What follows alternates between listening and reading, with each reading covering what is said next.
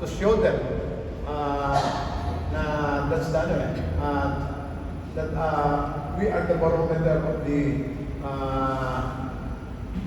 the PBA and the one Filipino, but what we're doing today, we have to keep on improving every day, every practice, every game.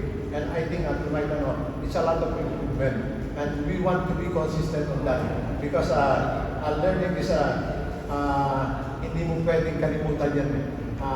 Because if you're not learning, so you will find out in the end, they will catch up. And we have to learn, keep on learning every practice, every game. And I'm so happy for them because everybody is trying their best to improve on their individual skills. And makikita naman yung si CJ because of his shooting drills. And then after our practice yesterday, nagpaiwan siya, took a lot of shots in the practice, and then that's the result. And I'm so happy for them because they know the importance of this conference.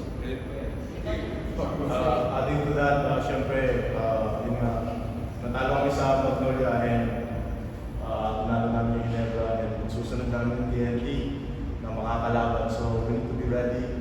Hindi namin kailangan mag-relax.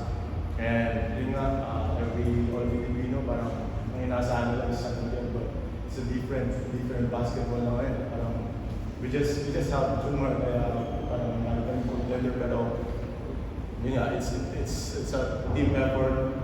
I think yung mas maganda yung camaraderie, chemistry sa mga games. I think yun yung mananalo. And maging consistent kami sa ginagawa namin every practice, every game.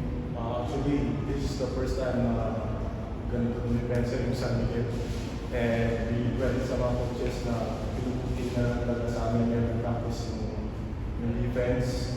And yeah, we're grateful na we're winning ngayon habang maaga. And we will continue to win.